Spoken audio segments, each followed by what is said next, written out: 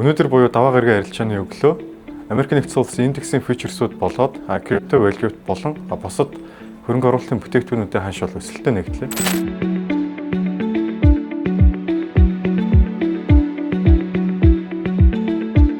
Үүний шалтгаан нь нэгдүгээрт Америк нэгдсэн улсын инфляцийн түвшин 3%-тай буюу 9 дугаар сарын инфляцийн түвшин хүлээлтээс бага гарсан нөлөөлж байна. Хоёрдугаарт Куала-Лумпурт улсын уулзалтын дараах Америк нэгдсэн улсын сангийн сайд Скотт Бейсент бол Хятад улстай бид тарифа буулгая, Хятад улс газар аваар элементийнхаа хязгаарлалтыг бууруулъя гэсэн энэ тохиролцоог хийсэн гэж мэдгдсэн.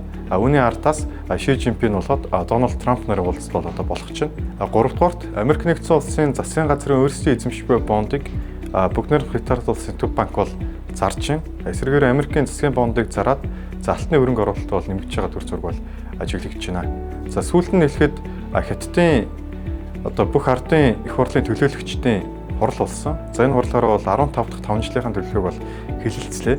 За хэлэлцээрийн эхний үр дүн юу байсан бэ гэхээр Хятад улс эх 5 жилийн хугацаанд технологийн салбараа өргөн үргээтэйгээр дэмжинэ гэдгээ бол баталлаа.